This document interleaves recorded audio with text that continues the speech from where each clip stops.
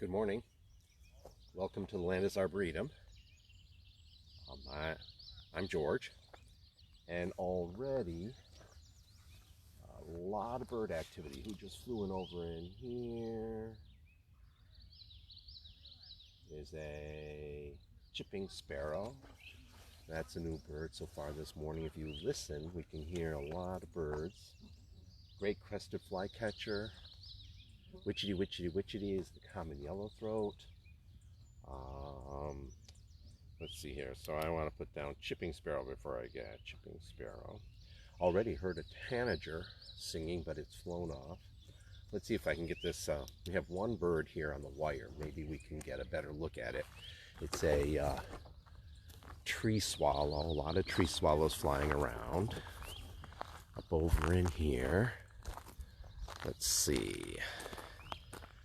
Expand on here. We're going to get mostly birds by sound because it's sort of hard to get them with this over in here. Who's that flew by? And that's a blue jay. So that's another bird species. I had not heard any blue jays.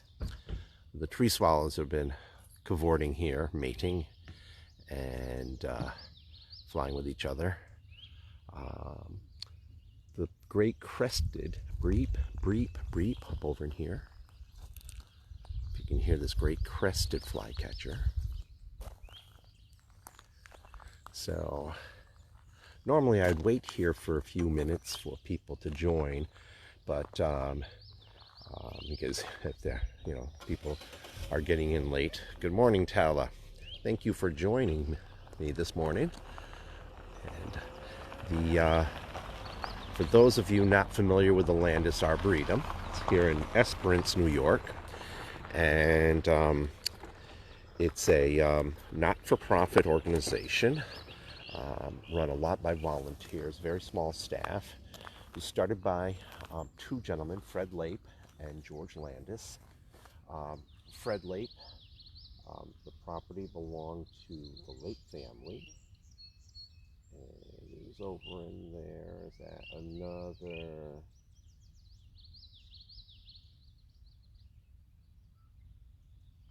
chipping sparrow, I believe. Yeah, another chipping sparrow. Fred Lape and George Landis. The property belonged to Fred Lape, their family farm, and the two of them were very interested in trees and began planting trees here. And as I understand it, when George Landis passed away, he left his estate to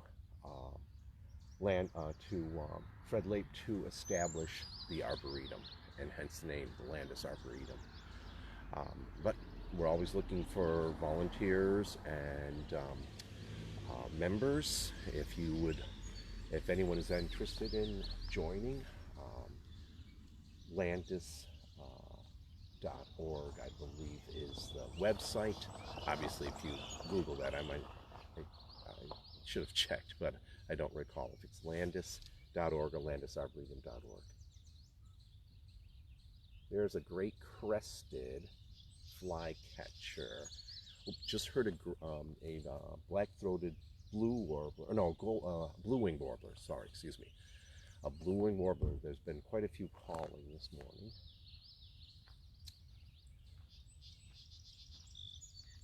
Good morning, Lee.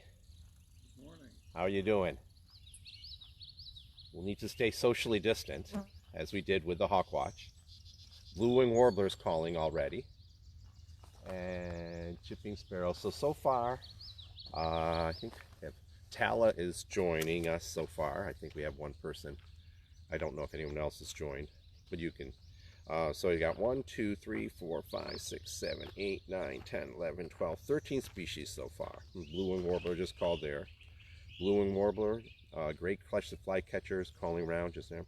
Wood thrush, American robin, tree swallows, common yellowthroat, song sparrow, gray-capped bird. Scarlet tanager was calling before when I first got in, right over here. I didn't get a chance to look at it, and it flew on off. Sort of expected more deep woodlands. That was a tree swallow.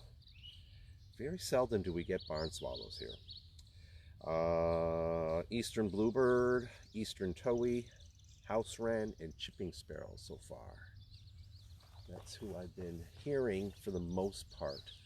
There was a great crested flycatcher up at the top of the tree over there, but he's gone. I hear that breep, breep, breep of the great crested flycatcher. So let's move on up the hill a little bit here. And hello, Gloria. Good morning. I'm not sure how many people will join early morning, but come along on our bird walk. At this time of year, the lilacs are just starting. I think to me, they seem to be a little late.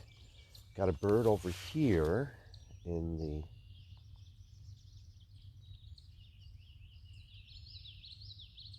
Oh, I hear a yellow-bellied sapsucker tapping. They have like a Morse code tapping. It's a kind of tapping. So have to add that to our list. But here is a lilac in bloom right in here. We have Rich, how you doing? Over in here, these are, well, when I get to this side, I'm never sure of some of these ornamentals. Is this a crab? Must be a crab apple. But here at the Arboretum, these trees are labeled so we can find them. I don't see a label on this one. These must be flowering crabs, I think. I like to stay on the wild side, but we'll get over to the wild side. Here is some nesting activity of tree swallows. Over in here, we've got 2 boxes side by side. You'll see that here at the Arboretum, and you actually see that where there are well-maintained bluebird nest box trails, as they call them. Let me set up over in here, and you can see there is a tree swallow on top of one box. And I'll zoom in over there. Take me a little bit to get there. See that tree swallow there. Now, the strategy behind 2 boxes close together is that tree swallows are one of the first cavity nesters to be back that would like to use bluebird boxes. And the tree swallows, got a lot of chipping sparrow activity in here. I think there's a chipping sparrow nest in that evergreen. Chipping sparrow just went down into it. Let's go and investigate that in a bit. But when the tree swallows get back, and they beat the bluebirds back, usually, the tree swallows will move into one box. So I think the box on the left is occupied by that tree swallow. The thing about tree swallows is they don't want competition from other tree swallows, so they will not let a tree swallow move into the box on the right.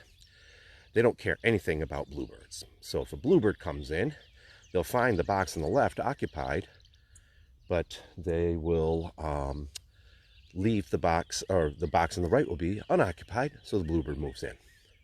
One of the issues with nest boxes for bluebirds and tree swallows is to make sure you're a good distance away from the edge of the woods, because if you get this edge, then you have habitat for house wrens. The house wren's a very aggressive bird. It doesn't like to have any competition from house wrens, so it will... Oh, we have a bluebird over in here. See if I can get this bluebird into the camera here. It's in this tree right in here. Where did it go? Oh, there it goes. It's going to fly to... Oh, I thought it was going to fly to that box there. It flew over to the crab. And it's on the far side of it. I don't think we can get a good look at it. It seems to be interested in this box in here. I wonder if it's active in that box. But the bluebird, the house wrens will prevent competition from other birds by filling up any empty box or cavity. And they'll actually bury alive babies or eggs.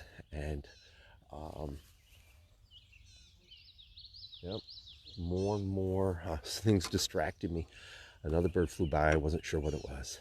And the house wrens will bury alive bluebirds and even sometimes the adults, just filling up a box with sticks. So you want to make sure you're off to the distance, a good distance away from the edge. Oh, there's the bluebird. Yep, see that? A classic example. Tree swallow in the one box, bluebird in the other. Let me see if I can get a close-up of that bluebird. There it is. That's the male stopping in. There goes the male off. Who is that calling? I hear a call that I'm not familiar with. There's a catbird up there. Witchety, witchety, witchety is a common yellowthroat. Let's see if we can find this. Sorry, let me go back down in like this here. Hello, Steve. How you doing? Good morning. We've got people joining us as we go along. I sort of try. Yeah, I'm operating the camera. Looking for birds, listening for birds, rambling on about birds, and then trying to see who's checking in. And there's that great crested flycatcher, that breep, breep, breep.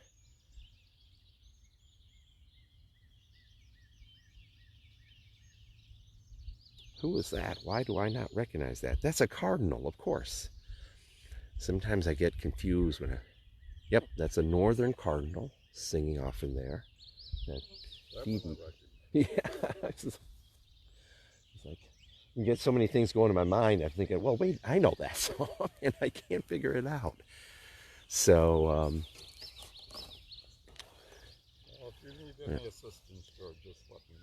Yeah, well, I'll operate this for now, Lee, and then this is Lee Latimer is a board member, historian, poet, and he's joining along.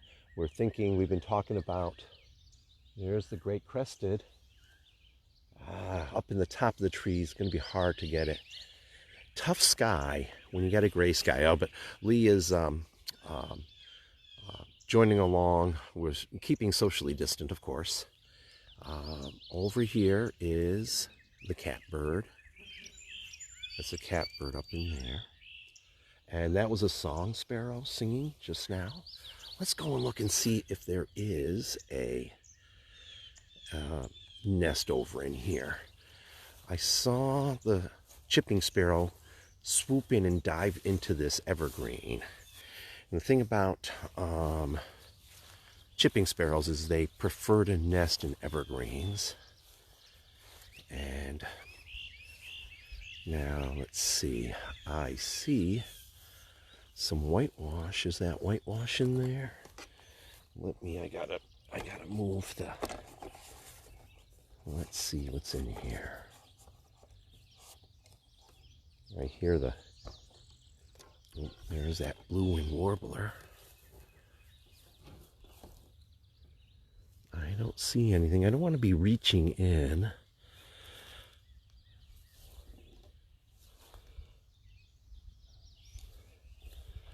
Is that a nest or just dead needles? Dead needles. I don't see anything. So I don't want to be reaching in because I don't want to be leaving my scent. It's not that the birds will abandon it. It's if I leave the scent, I'm leaving my scent for a predator, particularly raccoons. And they smell humans, and to them that's a source of food, so they'll wander around and investigate if they have my scent there. If there's lots of people moving around, it's probably not a big deal, but in a place where human scent is unusual, a raccoon picks that up, they'll follow that to its source. Oh, here's an American goldfinch. Landed in this crab. I keep calling him a crab. Uh-oh. If I've got it wrong, Fred will tell me. Right over in there is the goldfinch. And when they're flying, they'll have this potato chip call. They fly in an undulating fashion. Good morning, Samantha. They'll fly in an undulating fashion so that if you catch a here, let's see, get this down like this, straighten so you're not okay. So the goldfinch will be flying like this. They'll up and then down, up and then down, and at the top it'll go potato chip and then dip, potato chip and then dip. So you remember, potato chip dip. That's the goldfinch, American goldfinch.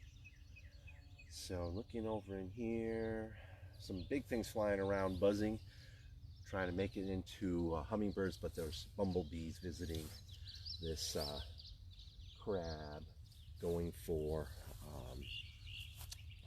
nectar and pollen of the bumblebees. Let's do a little scan around so you can see the Arboretum, and then we'll move along a little bit.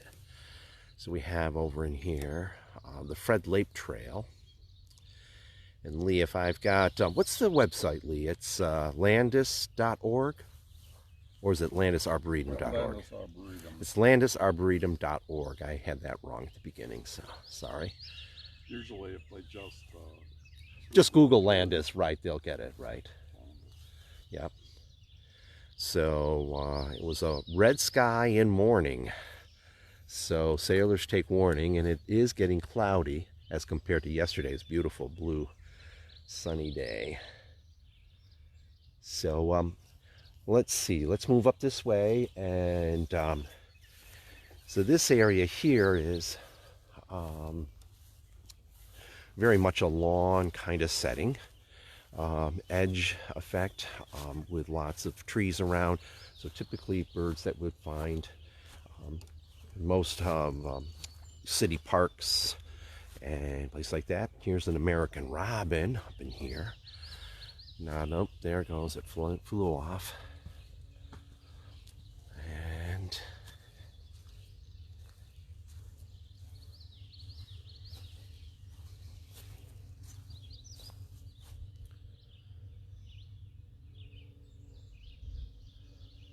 I don't know if you can hear the buzz of the different pollinators here.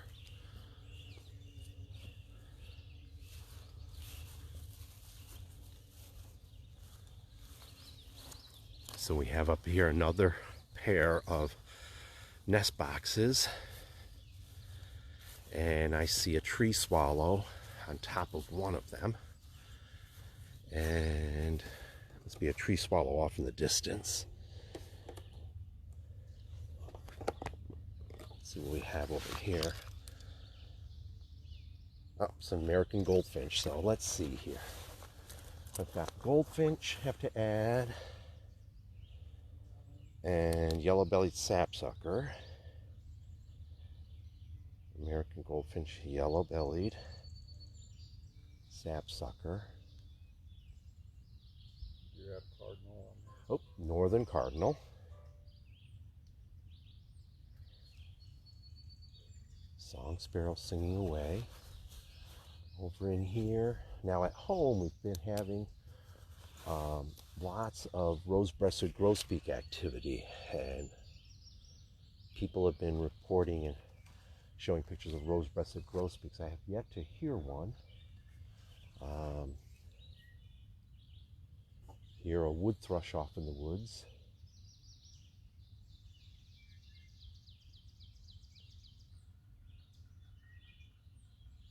There's the yellow-bellied sapsucker tapping, like a Morse code kind of tapping. Tap, tap, tap, tap, tap, tap, tap, tap. Compared to the drumming of the other woodpeckers, which is more typically like a typical drumming kind of action. Just thought I had a hawk in sight here, and it turns out to be an airplane.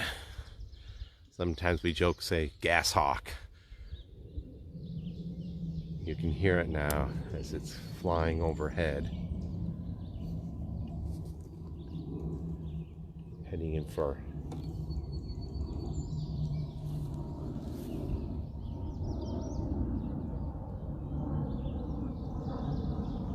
the FedEx plane. Yesterday a FedEx delivery came to our house, and they had a U-Haul There's probably so many deliveries now that they don't have enough trucks, and they're using U-Hauls and other things. So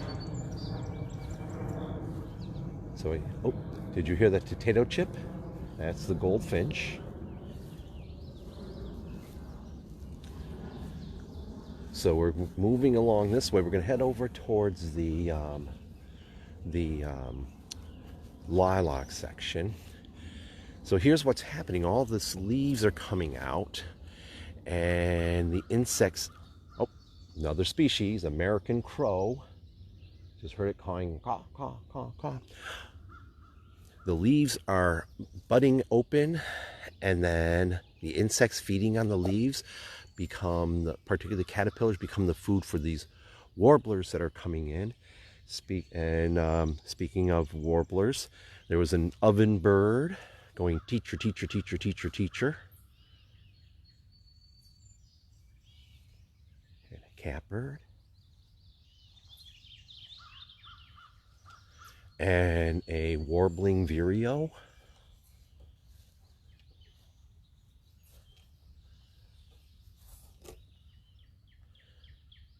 Good morning, Bill. Few right there, that teacher, teacher, teacher, teacher of the oven bird. And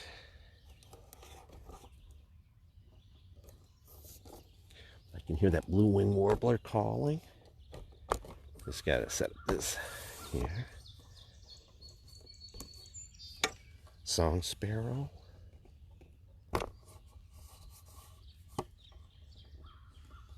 Why do they call it an oven bird, George?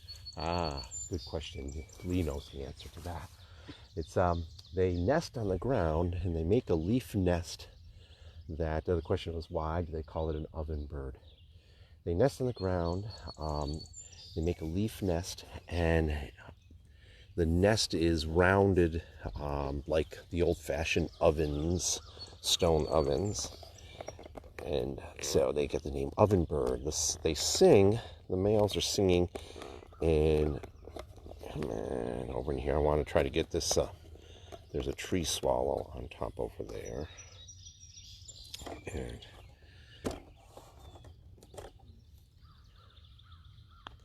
up to that tree swallow there.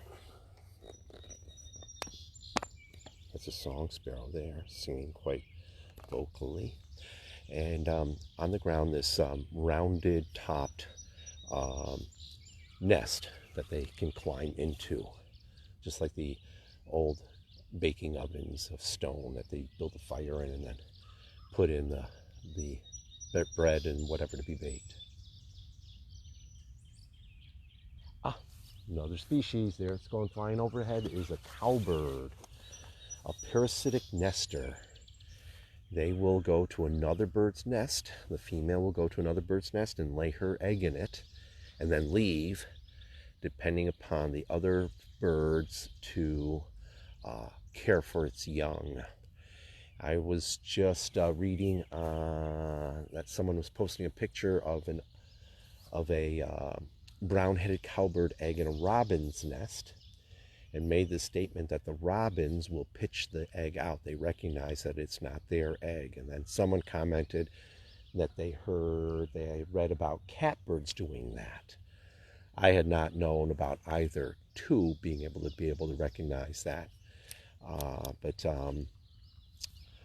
they often will nest in warbler nests, and there's a size difference of double the size. A brown-headed cowbird is easily more than twice the size of a warbler, and yet the warblers will raise the cowbird to the detriment of their own young in the nest, and oftentimes it's only the cowbird that survives.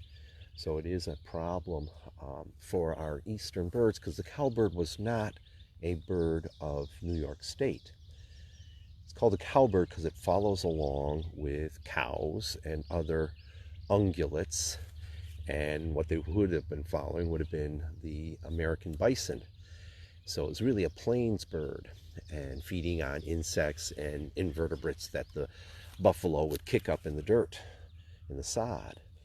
but with the fragmenting of the forest and cutting down of trees and changing what was forest land basically to open lands, the cowbird has moved eastward and parasitizes a lot of birds it never would have normally, particularly the woodland warblers. So I got to add an ovenbird, and add a brown-headed cowbird. 1, 2, 3, 4, 5, 6, 7, 8, 9, 10, 11, 12, 13, 14, 15, 16, 17, 18 species so far.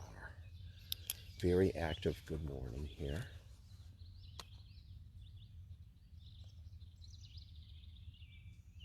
There's a house wren with its rattling on call, musically rattling on call, and a warbling vireo up in the trees over in here. Let me go in here. Morning, Fran. Your woods must be hopping with birds this morning too. We're on the tail end of the real spike of migration. I was listening at home. I was hearing, as I was leaving the house, I was hearing squeaky, squeaky, squeaky of black and white warblers. They've come through, or have been coming through, will be gone pretty soon. A lot of the warblers that I have difficulty identifying from their songs will have moved in through, heading northward, where they nest in the Adirondacks and then even further in Canada. Quite a few people were saying they had white-crowned sparrows this spring. They go way far north. They're probably already through. They head for I think it's the tundra areas of northern Canada. Looking around over in here, and so 2 different Frans have joined us. What is this? That chip has got me chipping. That is a chipmunk.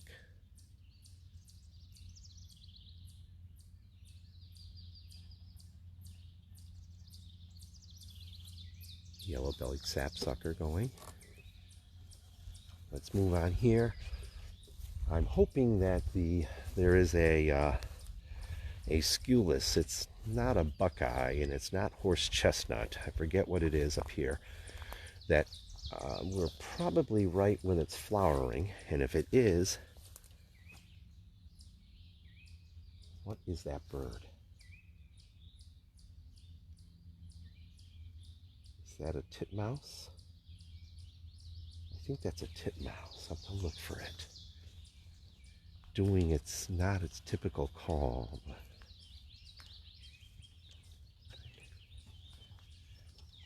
That do it.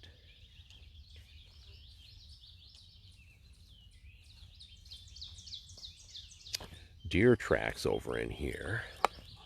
All kinds of things in here. I'm going to be doing next. Is it next week? I should have checked the schedule. I'm doing an animal track. Yep, it's next. It's the week after next. I'm doing a animal track. Animal tracks and traces walk here, and I presume we'll still be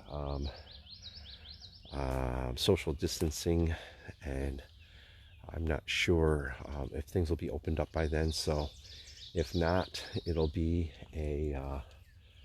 I'll do it as a online live nature walk.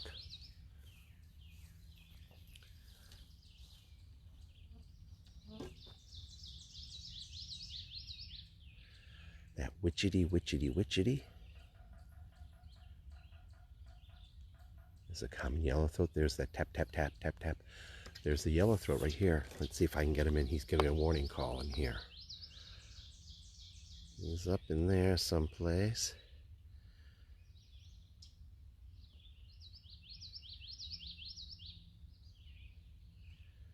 Down in, sort of hard.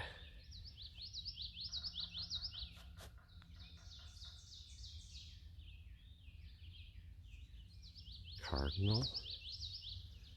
and a yellow-bellied sapsucker behind. See if I can get it. It's right between two trees at the top. Right there it is. There's the common yellowthroat. Again, this is not National Geographic quality with my cell phone at full magnification or full telescopic. That's the common yellowthroat, a warbler that likes the edge woods. It's not a deep woods forest one. It's not an open grassland bird. Likes the edge. And bushes, like we have these bushes over in here. Not the cattail so much, but all this bushy edge right in here. The same habitat that the house wren likes. I can hear the house wren off in the distance.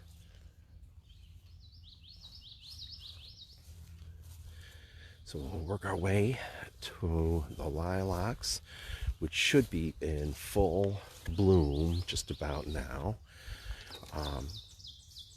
That's the ovenbird. It's a bird that sounds like you should be able to pick it right out and find it someplace, but spend a long time in the woods trying to find the ovenbirds when they're singing like that. They like to sing on a snag on a tree 15, 20 feet above the ground. And you'd think you'd spot them plain as day, but they just, I don't know, sometimes I think it's almost like they can throw their voice, so you think they're in one spot and they're actually not where you're looking, but they're just a little bit over from that. The books describe that as teacher, teacher, teacher, teacher, teacher. Witchety, witchety, witchety. That's the cardinal singing off in the distance. Things have started to dry out quite a bit at the Arboretum. If you do come to the Arboretum, be aware that some of the trails get quite muddy. Here in the Schoharie Valley, the soil is a very clay kind of soil. So you get some slippery, muddy areas, so you might want to be prepared with the proper footwear.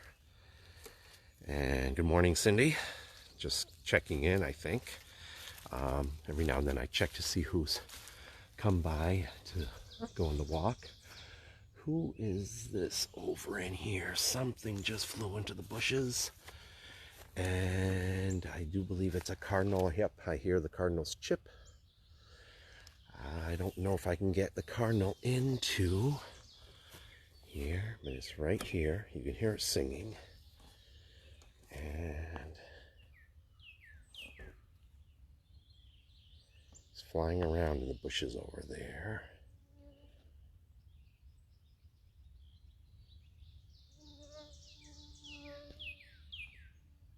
That's the cardinal. The male, bright red, of course.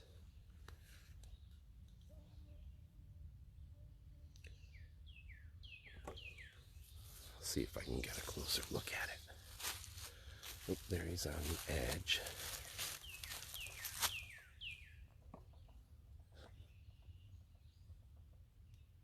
There he goes flying off.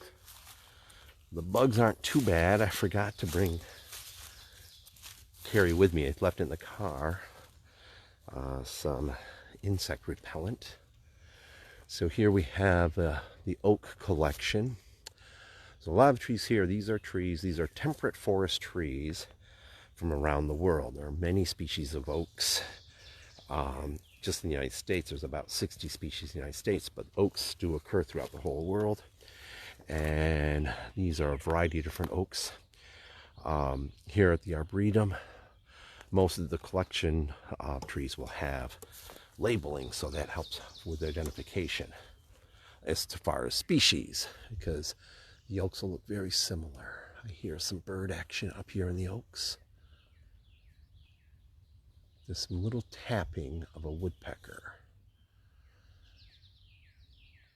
We have yet to get hairy or downy. And this sounds like it might be a hairy or a downy. Trying to find it up in the trees over in here. It's tapping away. Oh, there it is. And it is a, let me put this down in here and get my binoculars up on it.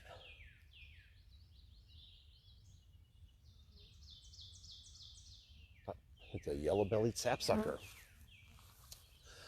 That tapping was not its drumming tapping. That would be for territory. That tapping is looking for food and picking at things that are in the bark. American crow, I don't think I put down on the list. Nope. So add that one.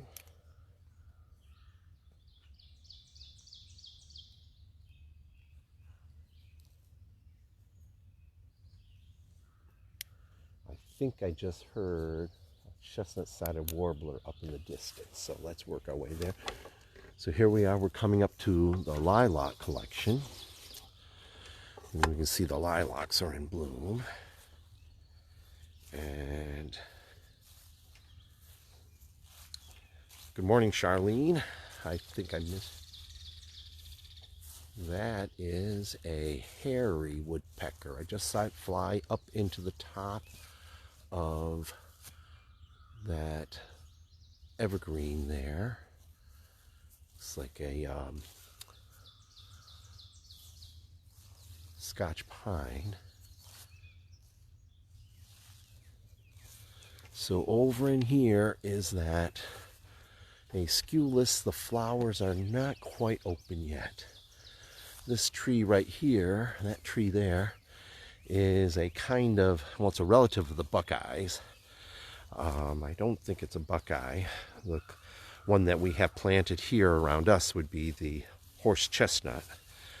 And when these flowers, here's the flower buds right here. When these flower buds open up, they make these tubular kind of flowers, and this place is hummingbird central.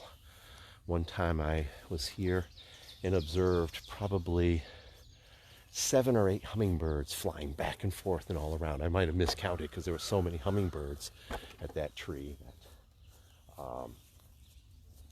that they were zipping here and zipping there. I might have miscounted them.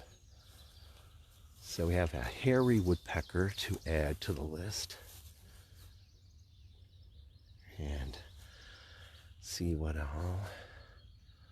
But you can see the lilacs over in here are in bloom. Oh, there's one of those buckeye or Aesculus.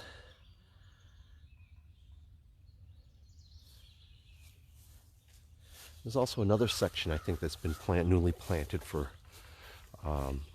lilacs below the meeting house. Looks like the crab apples are coming out there. Oh, yeah, over there, yeah. Crab apples definitely in bloom. A whole section of crab apples here, and you can see off in the distance.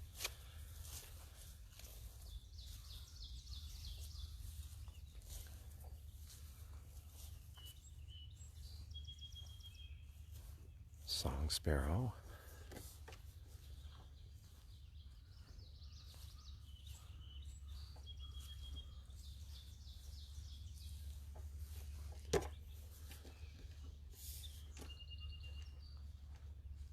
Oh, chickadee. How have I not heard a chickadee yet? There's a chickadee going chickadee-dee-dee-dee off in the distance. That's interesting with the chickadee. Sometimes you'll hear the chickadee-dee-dee call is more like their socializing call. But then you'll hear and people think it's like a Phoebe call, and that's the chickadee mating call. I hear the cowbird again, but black-capped chickadee, add to the list.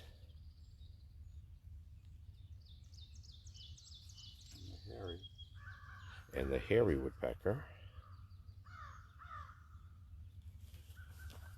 Crows flying around.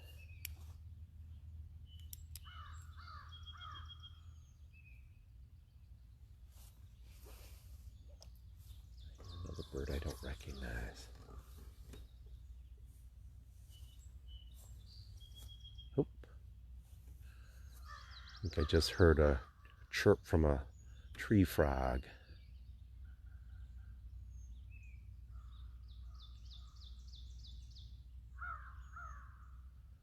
Several crows. So we'll work our way out to the road over here.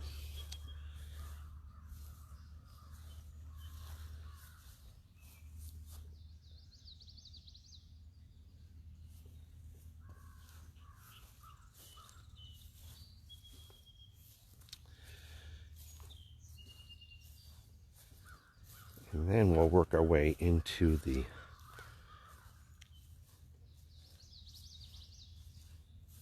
woods.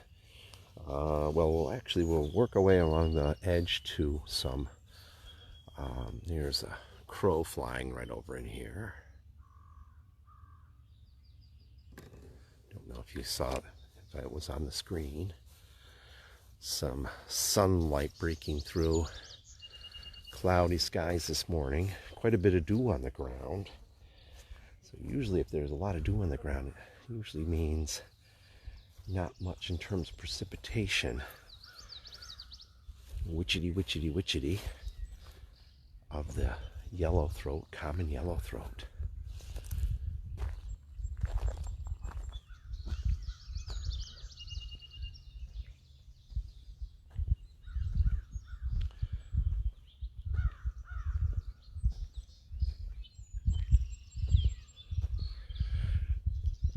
Just heard red-winged blackbird, conkery, or conkily, different ways, onomatopoetic ways of trying to catch their calls. Some bird songs, very easy to interpret that way.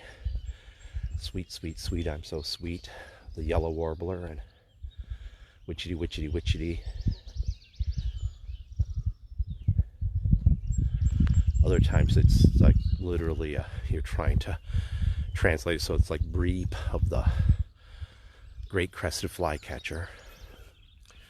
And then you have some birds that are like impossible, like many of the warblers.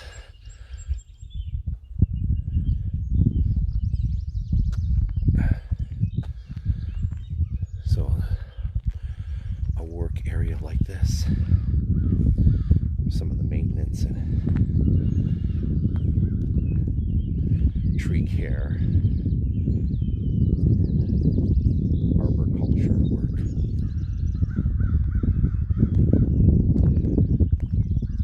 Listening for chestnut-sided warbler.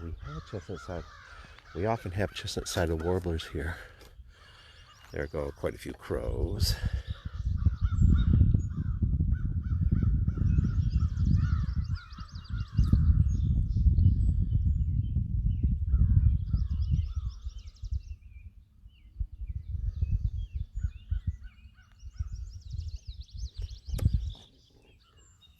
I think I have to add, did I have red-winged blackbird already?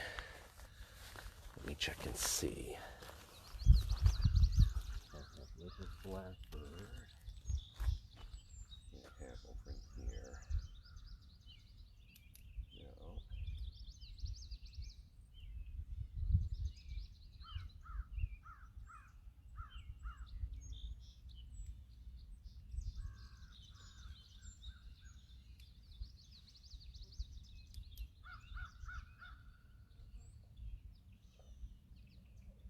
Catbird again doing its call.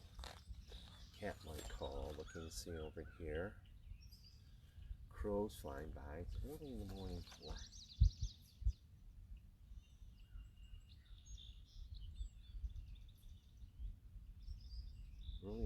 for raptors. The hawks, they oftentimes will rise up as the thermals build up.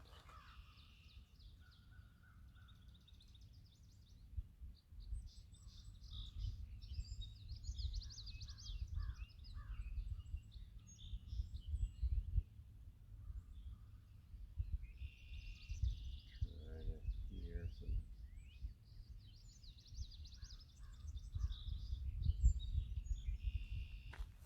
Nobody different.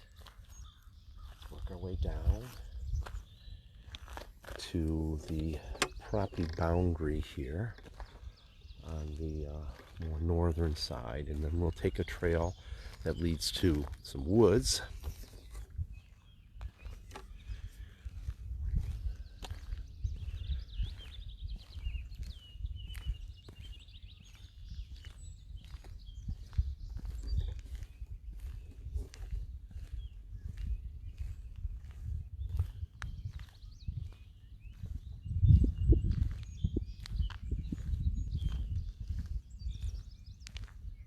I hear a tufted titmouse.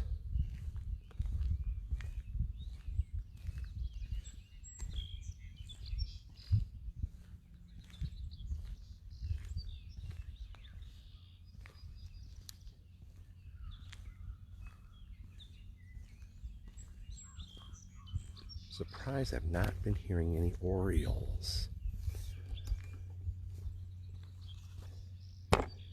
Let's see who's up over here.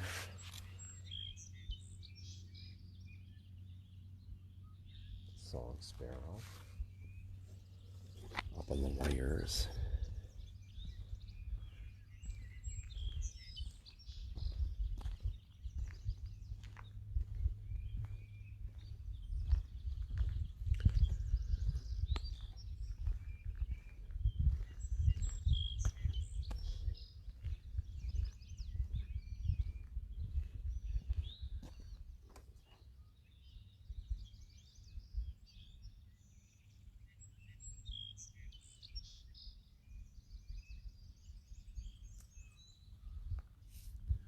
Listening every now and then. Yep, I think I just heard a please, please, please to meet you, which is the chestnut-sided warbler. Blue-winged warbler for sure. And a towhee. Oop, there goes an oriole. An oriole just zipped right by us. A Baltimore oriole. Depending on how old your field guide is, it might be listed as a northern oriole. Originally it was a Baltimore oriole and then called a northern oriole, and then decided to call it back a Baltimore oriole. Goldfinch just flew up in the tree over there. Ooh, who is this? This is very cool, a purple finch. We have a purple finch, Lee, up over here in this oak at about 1 o'clock, almost at the outermost edge of the oak. Right there it is, flying right above our heads. Over that way. That must have been a song sparrow that way. So we have purple finch and, oh, that's the oriole singing over here.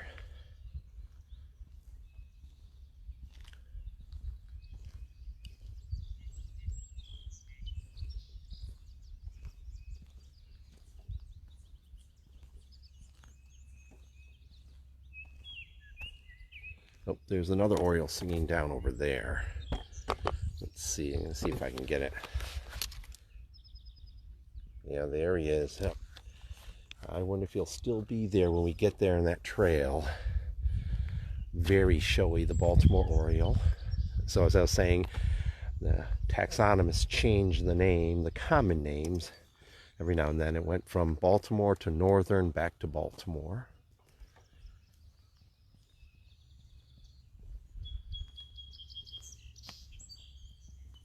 Song sparrow right here on the edge singing.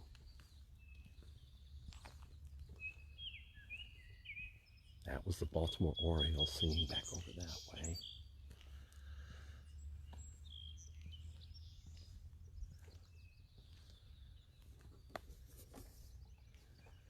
It's got to be the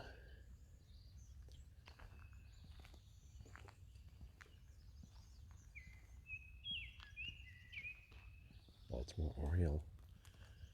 Quite loud now.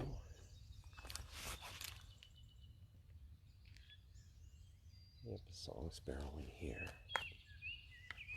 Sometimes if you fish for birds in a section like this, birds pop on out. Might not get anybody new. Catbirds oftentimes respond to this, but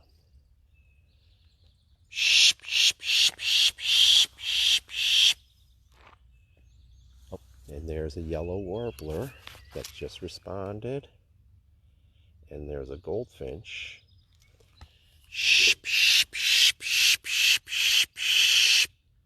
Here's the goldfinch. I missed the yellow warbler that was behind it.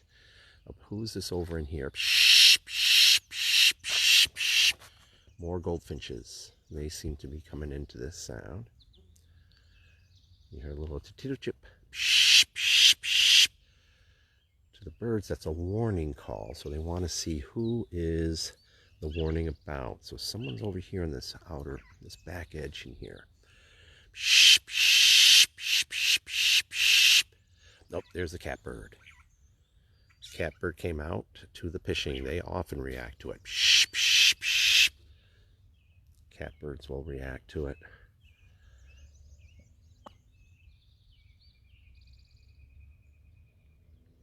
Oh, just heard a flicker. And that's the oriole, I do believe, squawking up there. Let me look and check. Let's see, it's at the top of this snag right over there. Yep, that's the oriole. See if I can get. It's not going to be the best of light because of. Oh, of course, there he goes. No, he's still there. That's him there on that left side. Not very clear. Oh, here's a towhee over in here. So I can get this towhee in here. You can hear him going tweet. Is that the tree I want? Yeah. He's down in the more central section of it. Hard to see the light against the gray sky. So before we move from this spot, I think I have to add some birds to our list in here. Let me just see in here.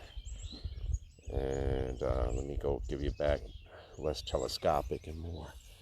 Let's look off in the bushes over in here. It's a little bit more less obstructed with wires and things. Did I just hear a mourning dove? So, Baltimore oriole.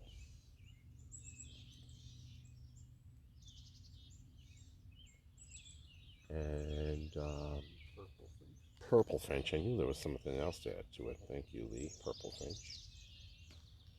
And, oop. Yep, pleased to meet you over in here. Chestnut-sided warbler.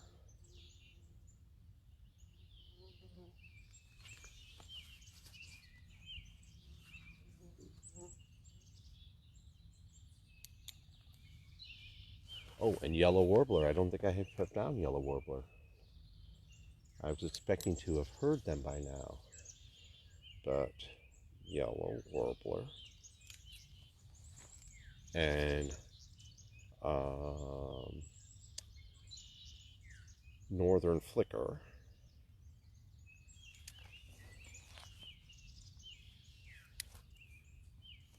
Here is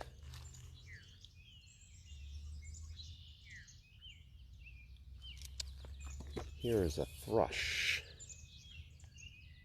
and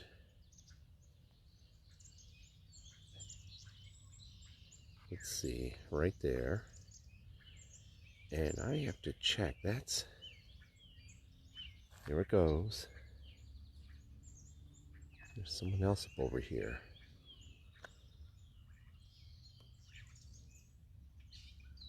Oh, that's a catbird up in here. So we got quite a bit of action up over in here. Let's go get a little closer look and see. Blue jay coming by.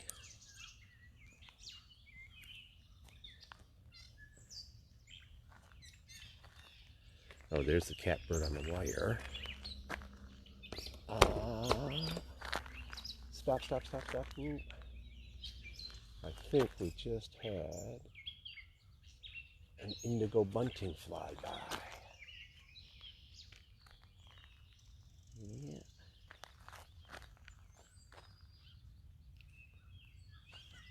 There goes an oriole.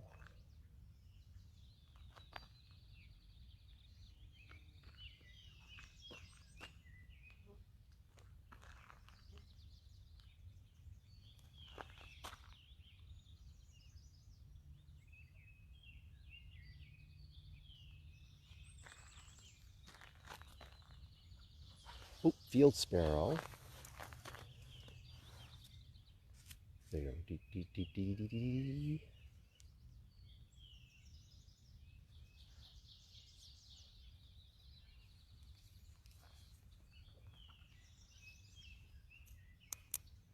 And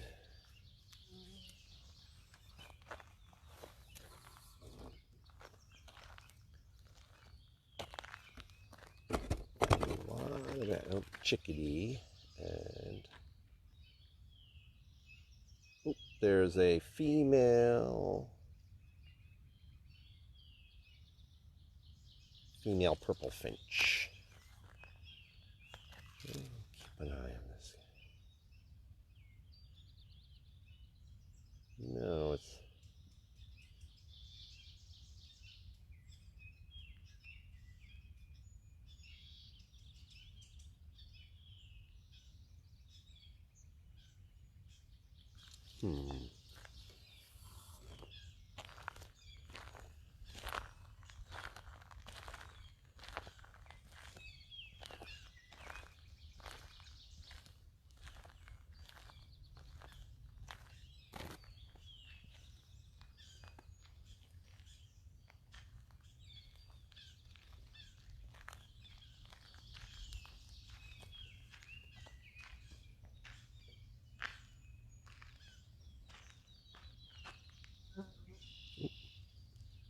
yeah, it was a female purple finch, and a common grackle just flew up over there.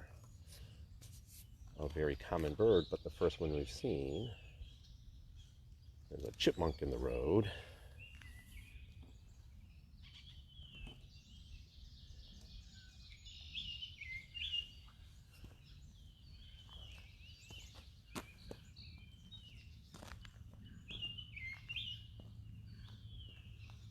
Now, where is this one here?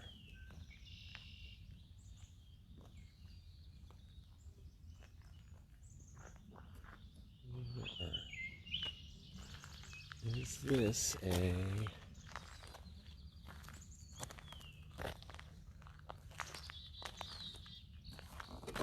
There it is, it's an oriole.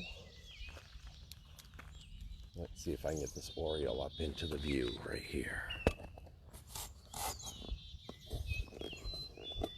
He keeps on flitting about the tops of that tree there. Oh, there he goes off to the back. Several orioles singing in here. Ovenbird behind us. Let's move on down the trail. We're already at 8 o'clock. And work our way through the back section. So let me see here. I think I have to add grackle. And I'm not sure if anyone else has joined us. I haven't really paying attention over in here. But we're going on this trail in here.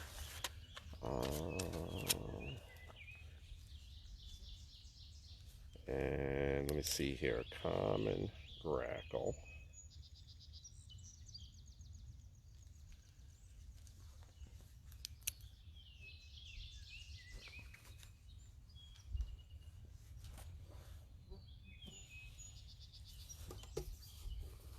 Let's work our way down on this one here. Oh, that is the scarlet tanager. Where is it singing? See if I can find it. Where are you, scarlet tanager? Might be deeper back in.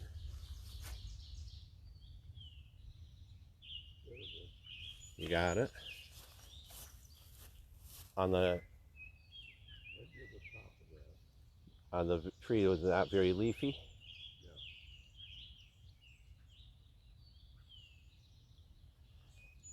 And this thrush is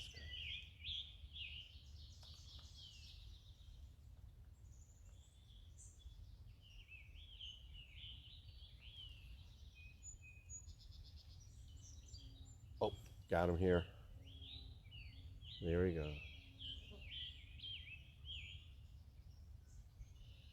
There's a second one over there.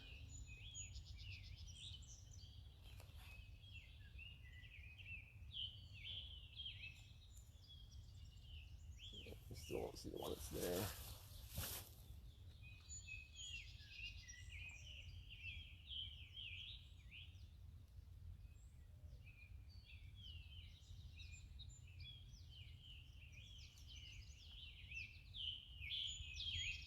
Oh, here it is, right here. Let's see if I can get him into scarlet tanager. Right up in here. Let's see. Yeah, right here. Might show up the bright red. He's up in that area in there. I'll have to look and see later on and see.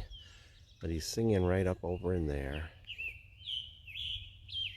You can hear his very, they say he sounds like he's singing sort of a robin with a hoarse voice, hoarse throat. He just flew off, I think. There were two of them up there. Well, one flew off, and then you can hear him singing off over in the distance there. Well, let's move on down the trail here. Oh. I hear a field sparrow up in here, so we got a little change of habitat. Field sparrow up over in here, and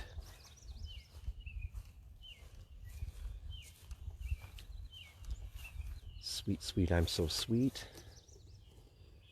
Who's this up over in here? Yep. Chickadee.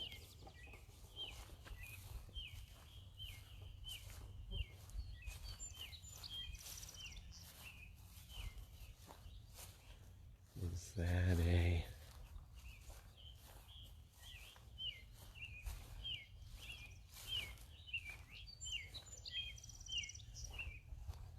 Is that a robin? Or a rose-breasted grosbeak? I'm getting confused now. I've been hearing rose-breasted grosbeak all the time. You'd think I'd remember.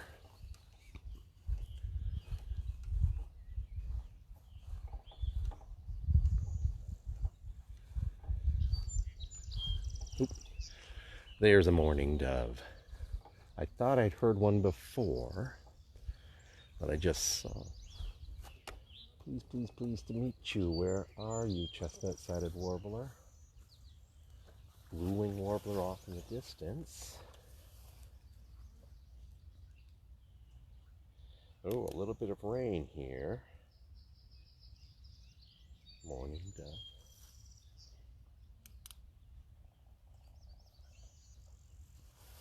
And a different woodpecker tapping off in the distance.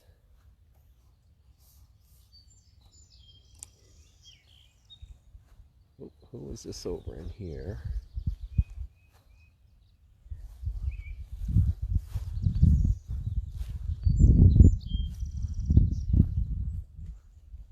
Robin over in here.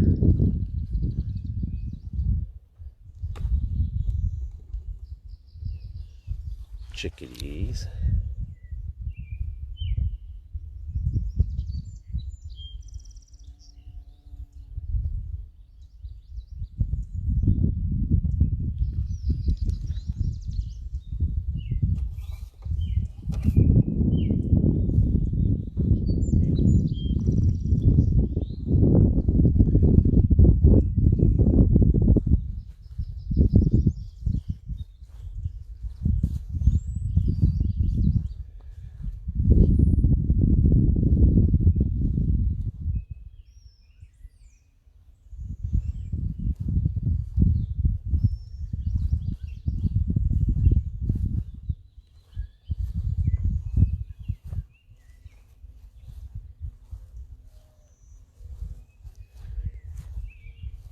hear the mourning dove, Toby, blue-winged warbler singing over here.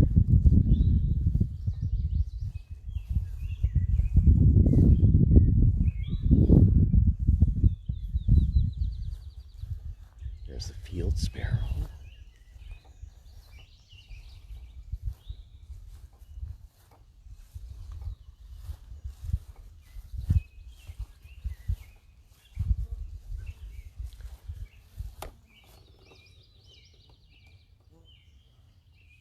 Shh, shh, shh, shh, shh.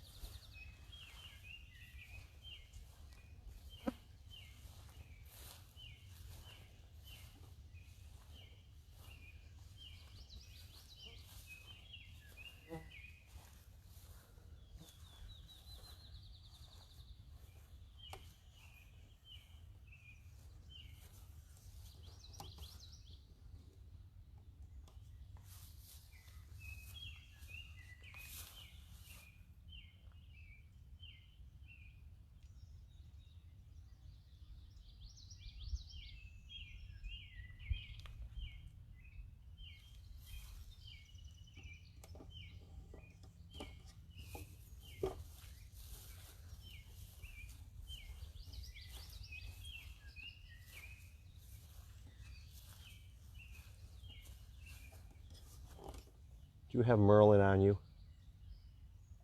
Yeah, yeah. Can you play rose-breasted grosbeak? Because I think that's a rose-breasted grosbeak I'm hearing. But I'm getting confused now between the orioles, which I haven't been hearing.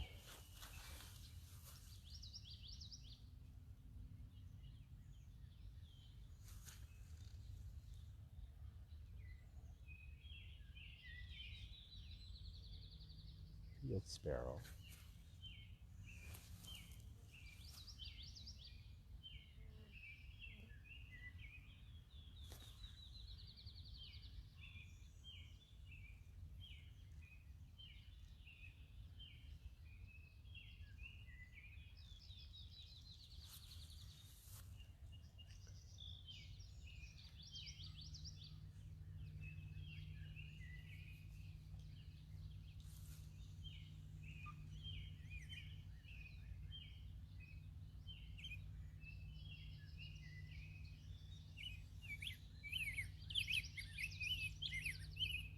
That's who's calling over here is a rose-breasted grosbeak.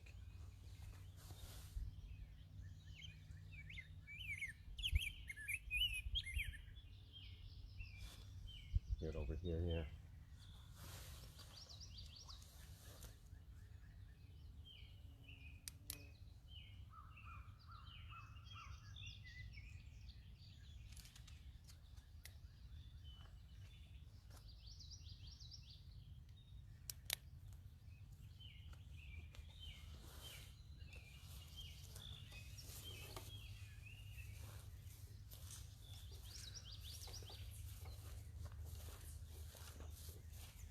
Blue-winged warbler.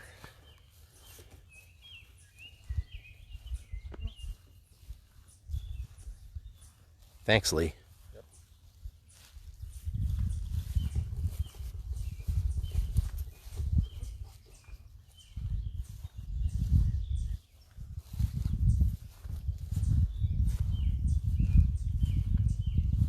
There's a chipmunk chipping.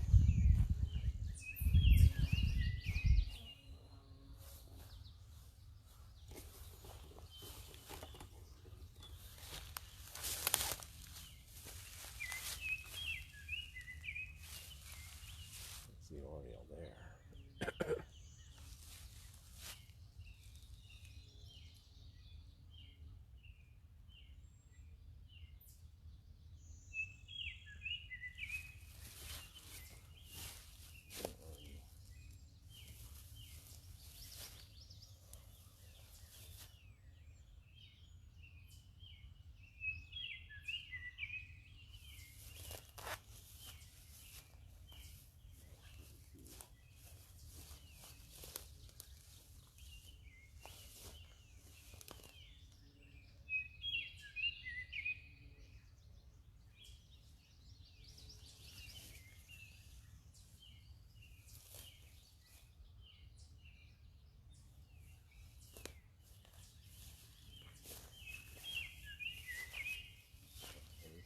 singing up in here. Can't find them.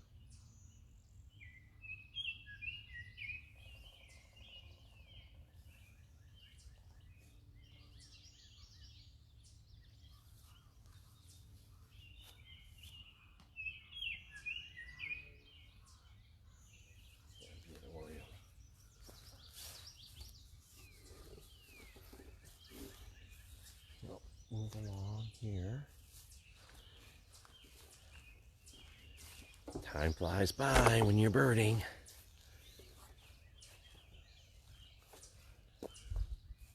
Chipmunk off here in the corner.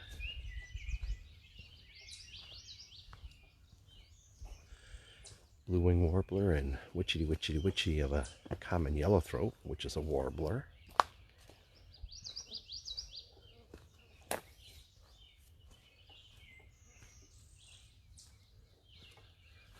Oh, there goes the blue-wing. Actually saw him flit off. Hear his song. There's a sweet, sweet, I'm so sweet of the yellow warbler. There's a house wren singing. Witchetty.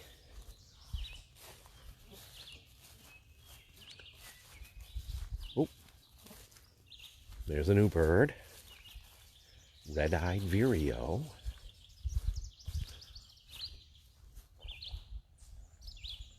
Right there. I think that's him singing up over there. Yep, there's the red-eyed vireo. Not going to be a very good look, but let's get a look at it. Here's his singing. As if he's singing, see me? Here I am, high up in the tree. See me? Here I am, high up in the tree. That's the red-eyed vireo. More of a woodland bird. Oh, he just flew right past us. Up into a birch tree over there. Witchetty. Let's see if I can get this yellowthroat to come out over in here.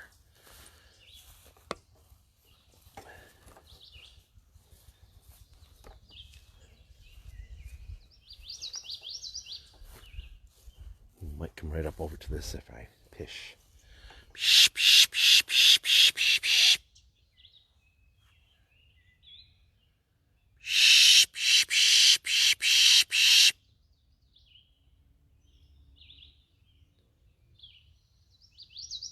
Yep, he flew in a little bit closer. Psh, psh, psh, psh.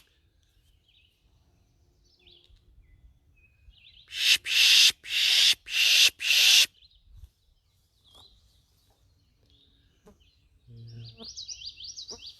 Keeps on doing his witchetty off in there.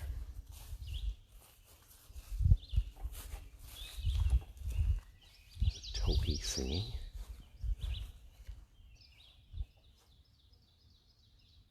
An ovenbird.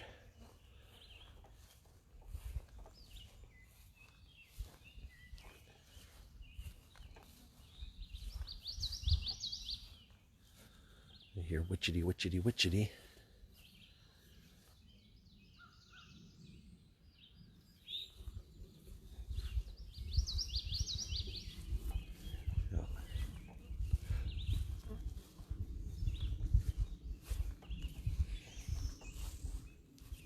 Blue-winged warbler.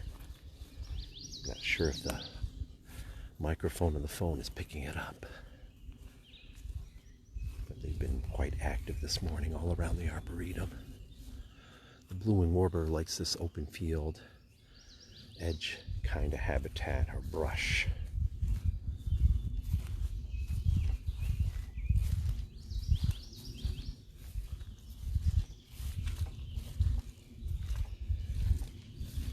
It is a little bit muddy, but not as bad as it's been sometimes when I've been down in here.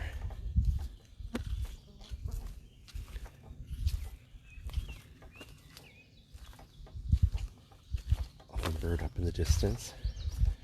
I'm going to enter the woods in here where definitely ovenbird habitat.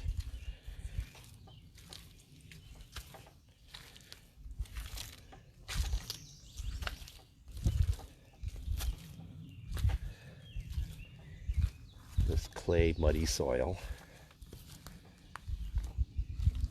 We got a wet stretch here where it flows off the hill.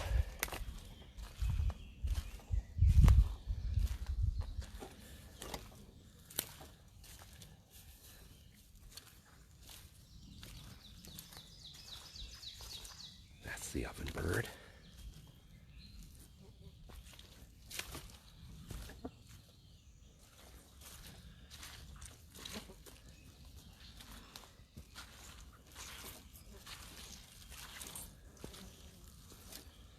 Blue-winged warbler, very predominant singing.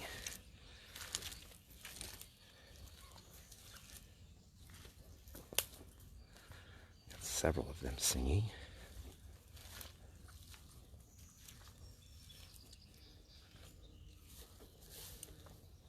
Song sparrow.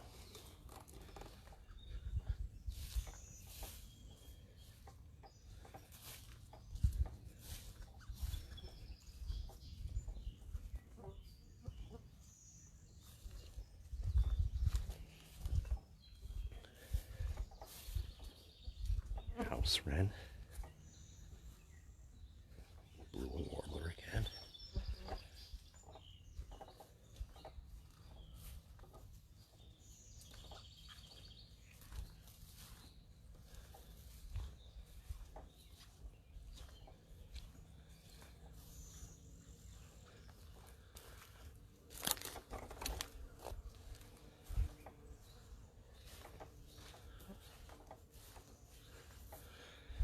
Good to hear the pollinators buzzing in these apples.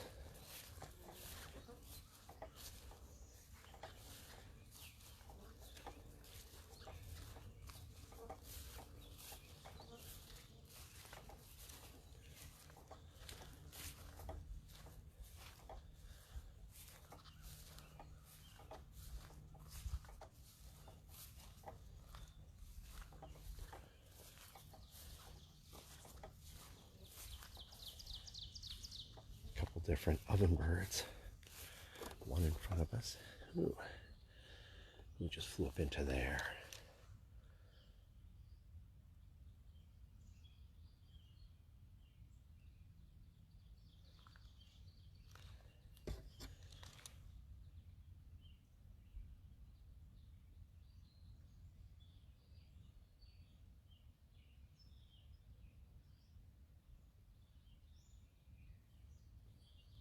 Oh, this is a house wren, I do believe.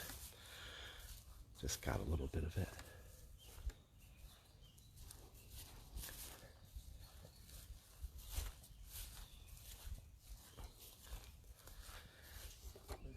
Yep. What's this one over on the right that kind of sounds like it's thumbing our nose at it? Oh, that's the blue-winged warbler. Ah. We've been hearing that right there. That's sort of a two-part with the buzz at the end. Yeah. Yep. Yeah, that's a blue-winged warbler. They like this open, shrubby, bushy, not deep woodlands, not field kind of habitat. Be up in one of these trees singing. Yeah, they've been singing all around. Sometimes it's hard to find them, and then other times there's lots of them. So, oh, here's a bluebird. Let's see if I can get this bluebird up in here.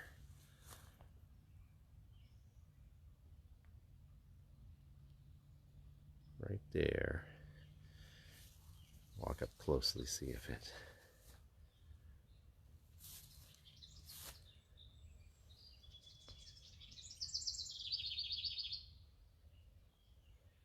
Where'd you go, bird? Right there.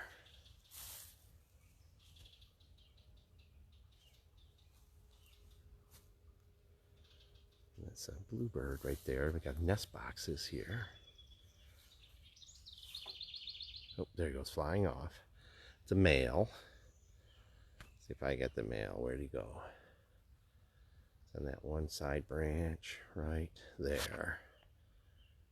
That's the male bluebird. Quiet. I haven't been hearing them singing at all. Interesting. Haven't been singing.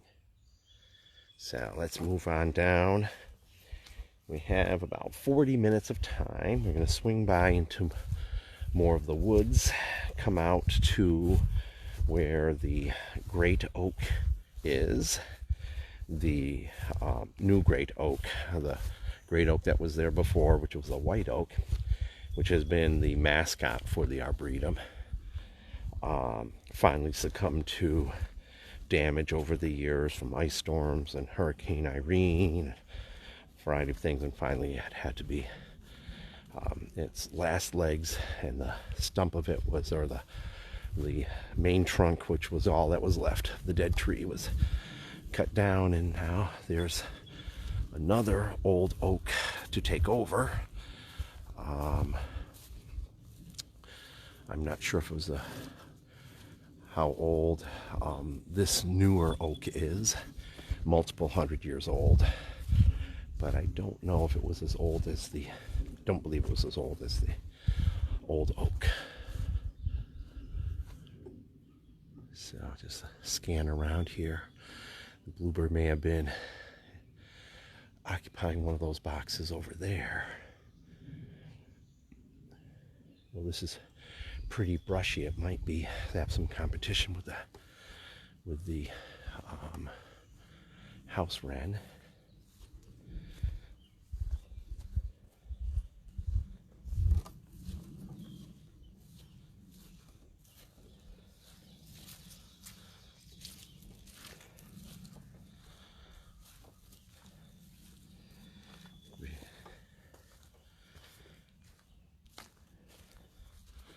So now we're coming into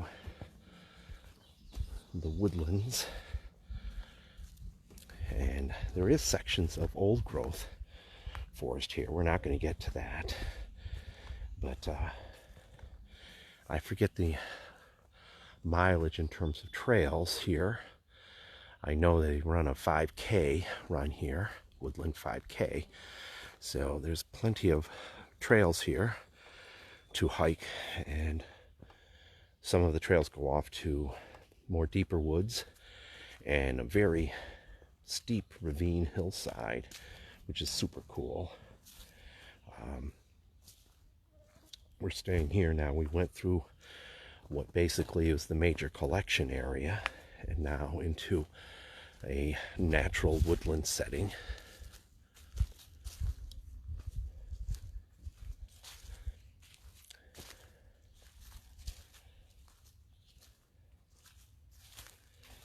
Forget what the Saturday is. I think it might be June 5. I'm doing an animal tracks and traces, deer tracks for sure, and then places like this where right here is where squirrels have been eating. As a matter of fact, right there is evidence of a gray squirrel eating an acorn. They peel the acorns like you and I peeling bananas to eat the meat of the acorn. And over in here we have a porcupine tree, and off to here an amazing, interesting sight. Let's see if I can get to it. Oh, that's the ovenbird very close, but just a little break from birds. Here is a log, and if you look on this log right here, when I get to it, look down close, and what do you see stuck into that log? Porcupine quills. Now, those quills have been here for 2 years, I think it is. Nothing's going to really decompose those quills, especially when they're stuck like that. And I think what happened was the porcupine got into a fight with somebody, and they can't launch their quills. What they do is they swish their tail to try to ward off whoever's bothering them. And in that process, I think the porcupine ended up quilling that rotten log, and the rotten wood was soft enough for the quills to penetrate it. But this tree right in here, matter of fact, you can see right where the porcupine likes to hang out. And you probably can't tell with the video, but there are quills in that area there where the quills have dropped off. The porcupine, as he sits there. So, Animal Tracks and Traces is my next Arboretum program coming up in 2 weekends. It's not next weekend. It's the weekend after, I do believe. I will post it because I think if you go to the Arboretum website, they don't have the listing of what were scheduled programs that have been canceled or postponed due to COVID-19. But check on Facebook and I'll announce when that is. They give you about a 1 week lead time in Facebook, so I can't announce it too early. Muddy trails over in here. Check your feet, see how wet, muddy they are. Well, you can't check yours, but I'll check mine. There's those muddy, actually not that bad for what could be sometimes really wet Arboretum trails.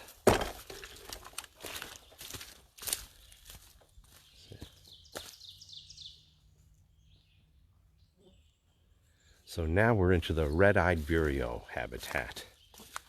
I hear red-eyed vireo singing off to the right. And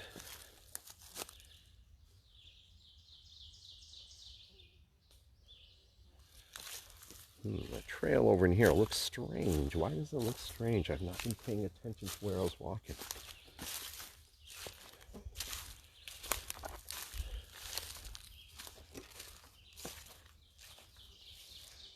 So we have ovenbird and red-eyed vireo.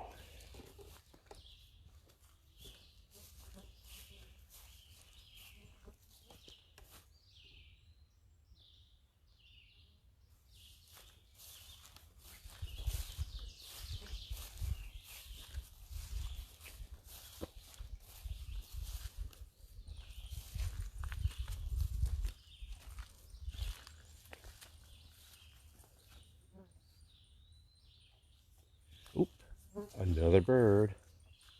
Eastern wood pewee. I hear this really high-pitched pewee.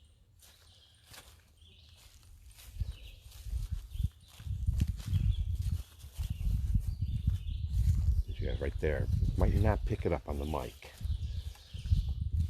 Very sort of plaintive high. Pewee.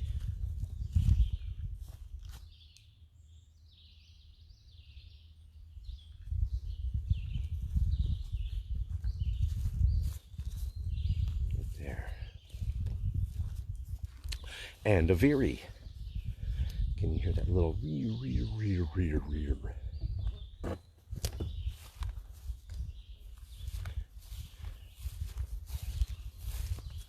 Let me get past this muddy section and stop.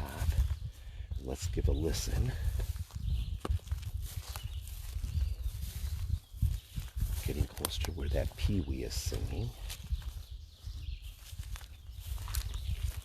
Oop, and a spotted newt. The red-effed, a little baby.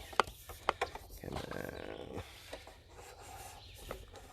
So sometimes you take a break from the birds. And there is a little spotted newt baby crawling along. That's a young one. Just emerged from the ponds recently by its size.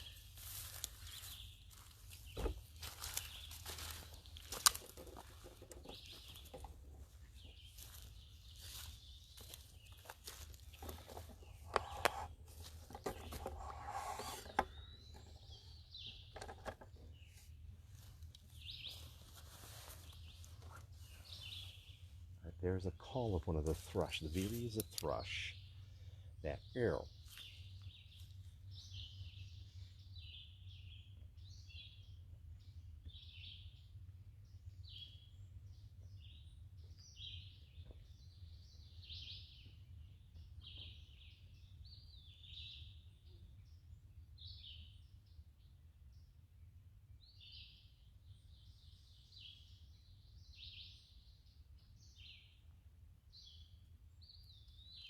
There's the pewee.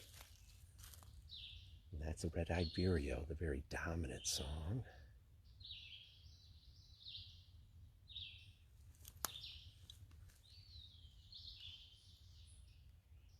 Ovenbird. There's also a chipmunk chipping here.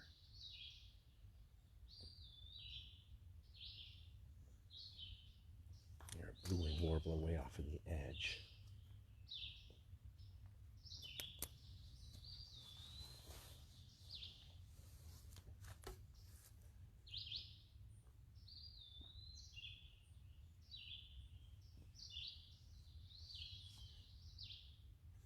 Now, let's keep moving. We're getting towards the end of our walk. It's 8:30. My plan is to go till 9. We'll come out to an open area that overlooks the Schoharie Valley. A chance maybe by now turkey vultures might be flying around, or if really lucky, a bald eagle.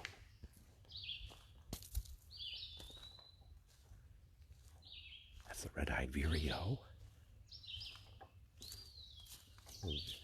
And the pewee and a veery. 3 birds that you expect for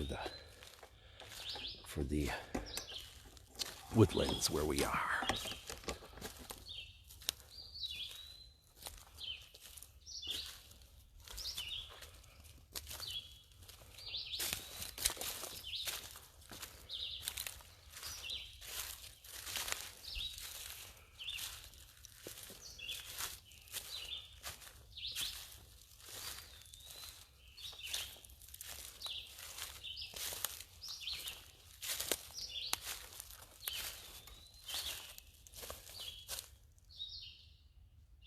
Quite loud, the red-eyed vireo. They sing in the tops of the trees, and they just sing on and on and on. That 4-pipe phrase. See me? Oh, now it's quiet. Eastern wood pewee. Eastwood pewee is a flycatcher. Oh, that's one I haven't heard. Phoebes.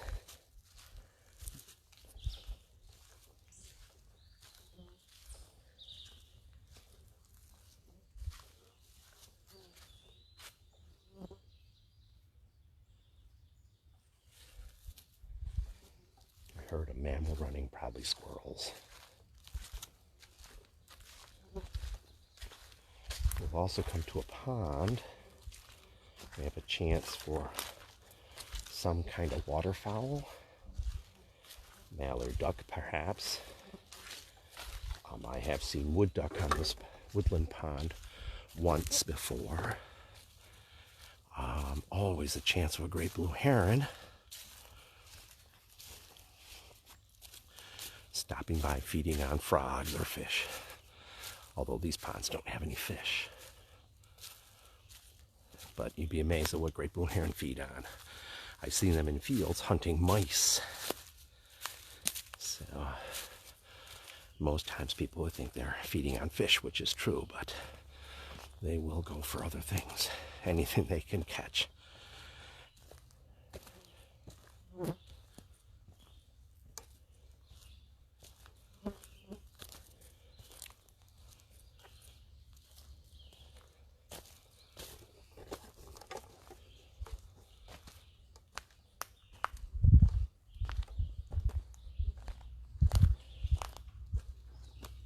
Squirrels running in the trees.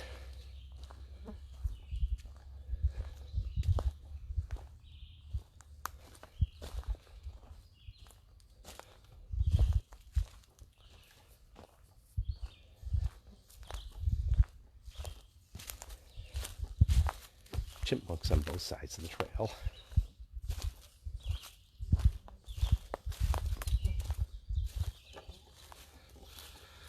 Bird and red-eyed vireo.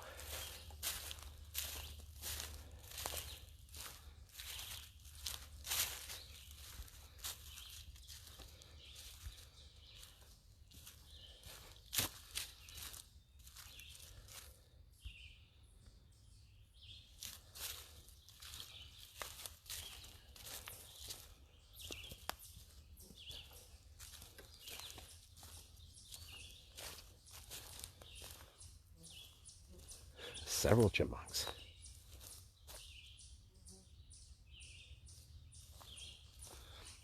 It'd be worth it to give a hoot in here. barred owls live in here. Who knows, they might call middle of the day. Heard that at Willie Marsh a couple weekends ago.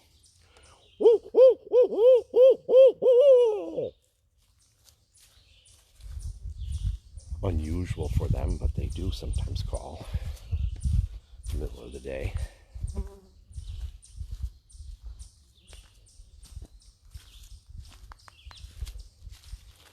So a lot of the birding is done by ear. And I know personally that I miss many warblers, because there are some of these warblers that are the true migrants that come through. They're only here for a few weeks in May on their way northward. And I'm not as familiar with their calls. And so I'll hear a strange bird and think, what is it? I'm pretty sure it's a warbler, but I'm never sure of which one. And then I try to listen to the tapes, but then I find myself getting more and more confused as to who I was hearing and who was on the tape. I should try to work on recording bird songs to be able to listen to them afterwards. But there's nothing better than to, at least for me, to hear the bird and see the bird. I'm trying to identify some of these warblers that are the high traveling, or the migratory warblers coming through that'll be gone. So here we are up to the open field meadow where the great oak remains. Right there's the stump of it. Well, I guess you'd call it not quite a stump, but there's the old oak that succumbed to damage from ice storms and high winds and hurricanes, to the oak that now is the new mascot. Not quite as old. There's a tree swallow right over in here in this box. So they are very successful nesters here. And again, you see two boxes side by side. There goes the tree swallow. They are feeding on all these bugs that are feeding on me. Oh, that's a bluebird there on the top of the stump. Yeah, there. It's a bluebird. The tree swallow and the bluebirds get along. Let's see if I can get a little closer look at them.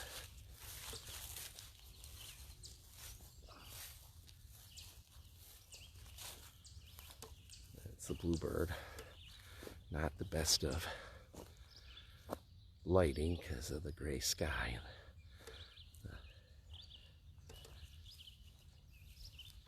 Got the sun here. Let's go to, here's a lookout over the valley. There goes the bluebird up into there. One year there were gnatcatchers, blue-gray gnatcatchers galore up in here, but I don't hear or see any of them. There's the Schoharie Valley right there. And scanning the sky for any soaring raptors or other birds. I don't see anything. Let me just do a little pan around here. Lee's taking a little break on the bench over there. There's the new mascot oak. Younger oaks over there. I hear a great crested flycatcher now. A little chilly this morning. When I got here, put on a sweatshirt. Now it's warming up. Over in here. Walk down the trail, see our time. About 20 minutes of time. And we'll wrap up just before 9 o'clock with a rundown of the list of all the birds that we were able to identify this morning. I think we're over 30 species, maybe 30, 33 or so, 32. Who is chipping in here? That's a chipping sparrow, I'm sure. Maybe that's why it's called the chipping sparrow, because it's chipping. Let me just get my bins on it. Yep, definitely chipping sparrow. You got a little chip? Listen, I'll cut up to it. He's over in this tree right here. You're a house wren.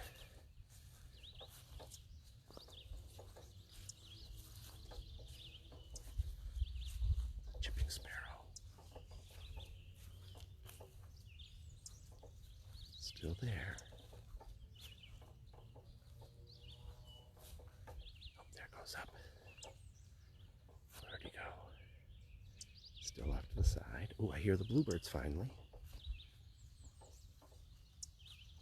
Very clear-breasted sparrow with a reddish cap. In the wintertime, the American tree sparrow. Oh, there goes the chipping sparrow. In the wintertime, the American tree sparrow is here, and the chipping sparrow is gone. And they're very similar looking birds. But then now the chipping sparrows are back, and the tree sparrows have gone north for where they nest. Okay, over here is the. Updated your bird list? What's that? Have you updated your bird list? No, what do you mean? Oh, let's see. I'll check it. Vireo? Yep, got the Veery and the Vireo and the Eastern Wood Pewee. Who is that? That was a bluebird up there. Ooh, new bird. White-breasted nuthatch. That's what just flew there, and I hadn't heard one yet. White-breasted nuthatch. Vireo singing over here like crazy. White-breasted nuthatch. We hadn't heard one of those. You know, I was like, and yank, yank, yank, yank, yank, yank, yank, yank, yank, yank. Great crested flycatcher.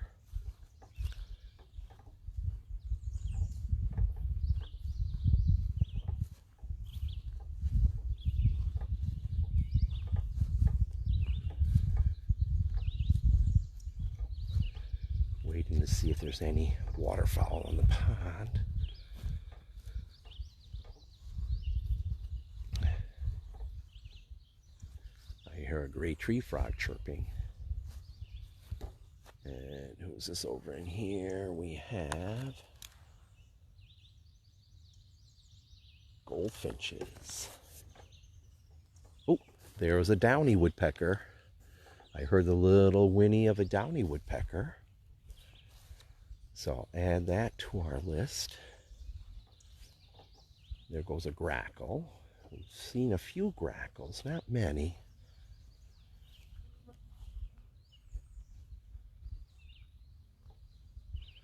You can still hear the eastern wood pewee in the woods. There's the wood pewee. There goes the yellow, or there goes the goldfinches, several of them. No waterfowl, no herons. By now, if there was waterfowl here, they would have flown off, I think. And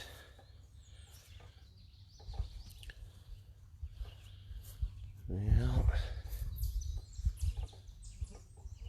the wood pewee, chipmunks squawking off.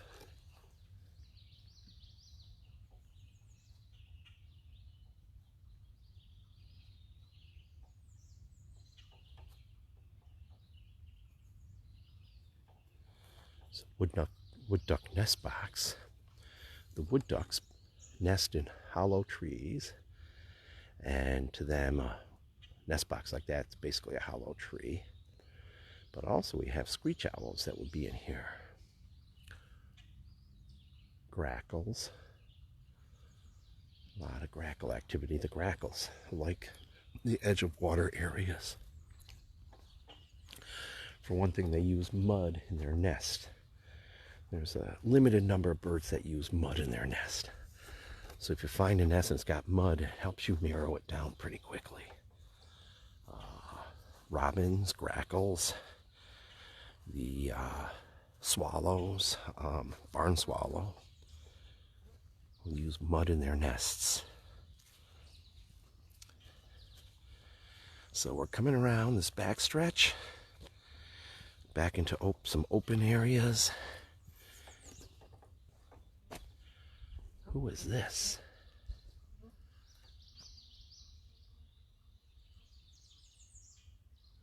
Ah, it's a redstart, I do believe.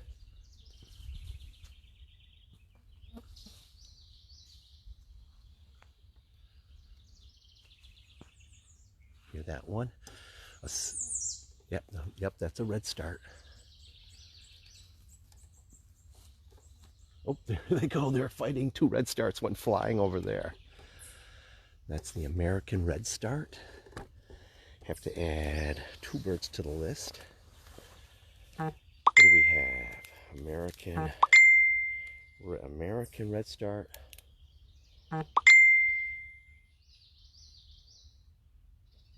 American redstart. Oh, white-breasted nuthatch. I did add to the list. Was there something else down here? Downy. Oh, downy woodpecker. Good thing you're with me, Lee. I tell you, downy woodpecker, house wren, twittering along over here, and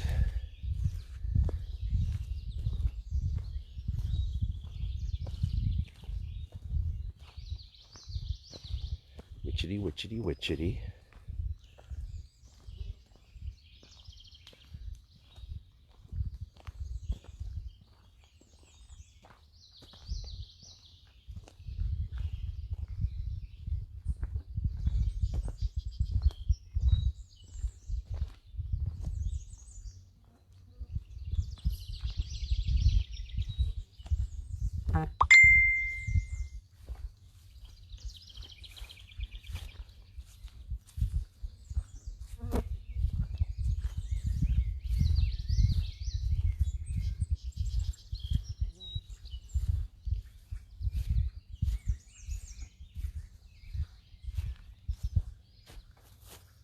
Tree swallows, house wrens singing in that pine right there.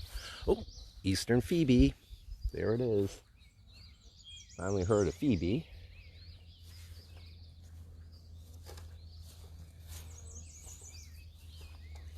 Sweet, sweet, I'm so sweet is the yellow warbler.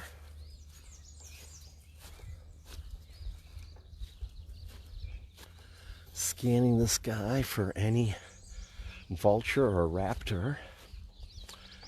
In the field guides, for the most part, the vultures will be with the raptors. But I think the most recent DNA work is showing that the vultures are more closely related to storks, I think? Or cranes? I forget. I have to do the research and find out. Google it. Thing is, my Google list gets so long, if I don't write it down, I'll forget what I'm supposed to Google. So here is a meditation pond and meditation center. New additions to the Arboretum with a bog collection, bog plants over in here. So definitely, if you've never been to the Arboretum, you should come to the Arboretum.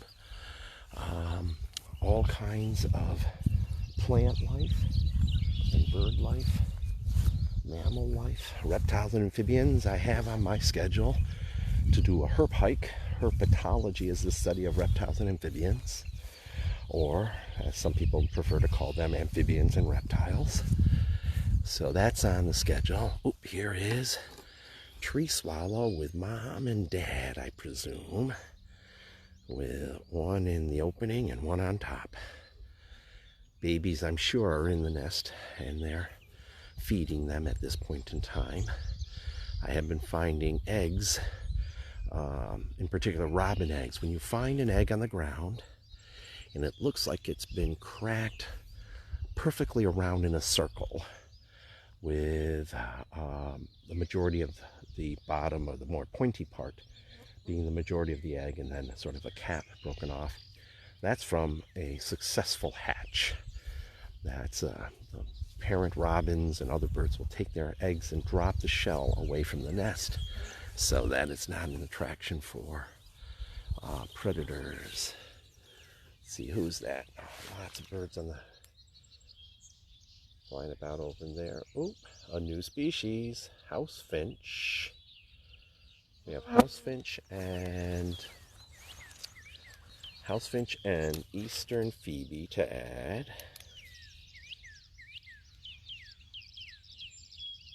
House finch, eastern phoebe.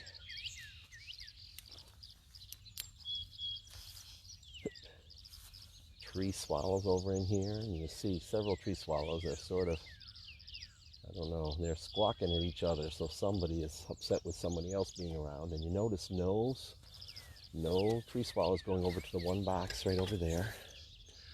Here's the two tree swallows. There's tree swallows flying around over in here. Sorry, I missed in here.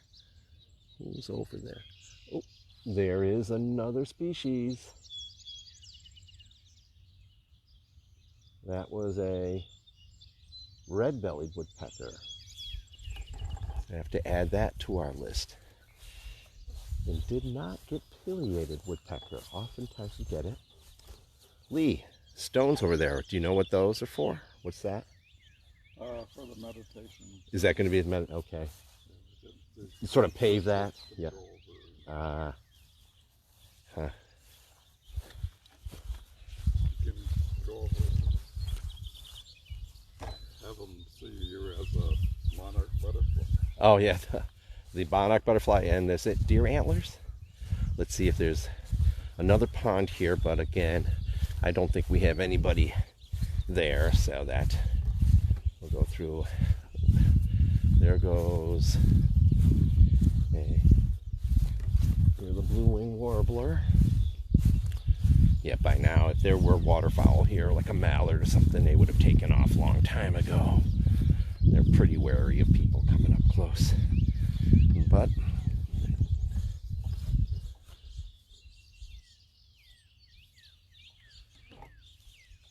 huh.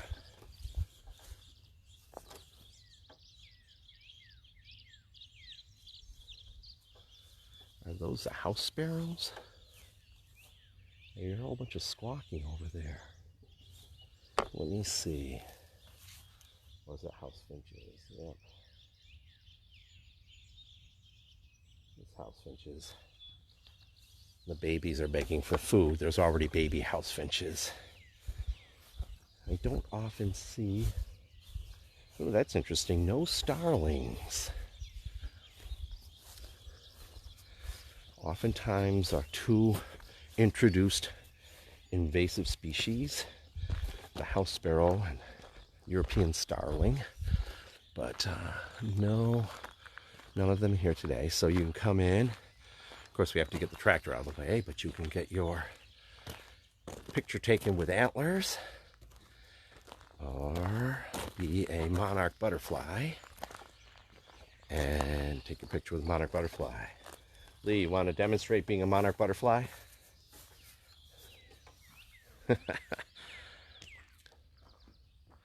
Oh, there's the cardinal off in the tree there. We got the last bit. We'll get Lee here, and we'll see if we can get that monarch butterfly. So there's Lee. He's the monarch butterfly right there. Thanks, Lee. And over in here is the cardinal male singing in that tree off over there. Let's see if we get a little closer. I'll try to zoom in. And we'll end with the cardinal. Any last birds? And I'll read my list here. There's the bird. Uh-oh. It was showing up better when it was in the green up against the sky. It's going to be hard to tell it right there, but there he is singing away. And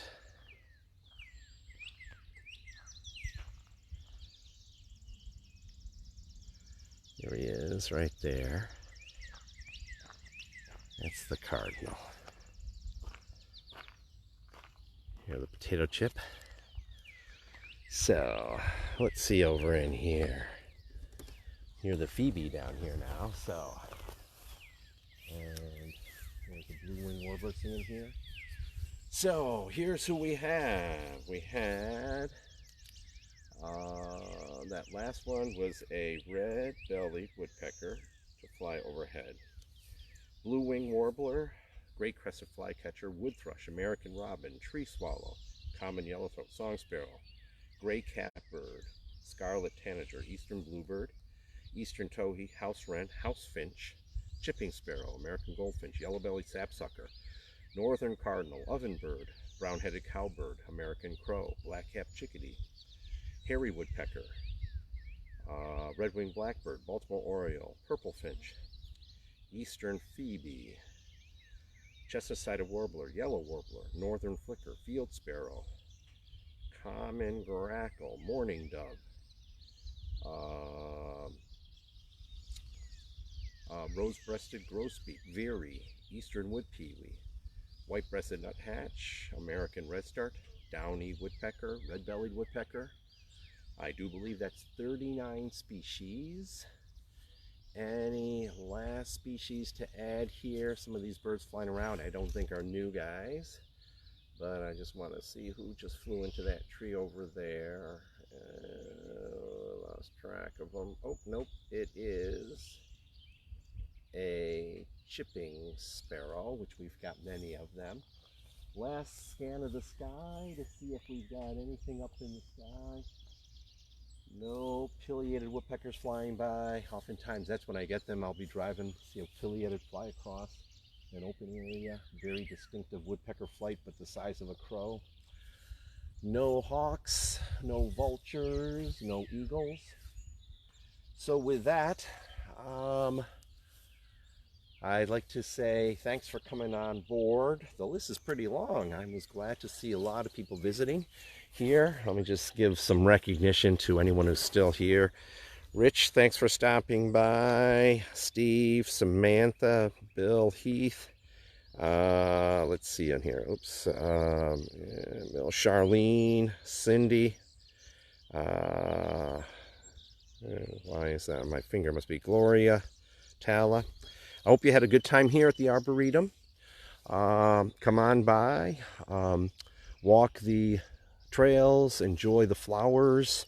Right here we have the perennial gardens. Some things are starting to bloom, still a little bit early. Past already are the daffodils. But come to the Arboretum, join the Arboretum. If you're not a member, I encourage you to join. It's a very membership-driven organization. Our big events are usually the plant sales, but obviously they've had to been put off because of COVID-19. So there goes that red-bellied woodpecker off in the distance. Not very much of a red belly on a red-bellied woodpecker. And so if you feel motivated to donate to the Arboretum, please do. It's always in search of financial assistance. So with that, I'll spin around and say thanks for coming by, and see you later.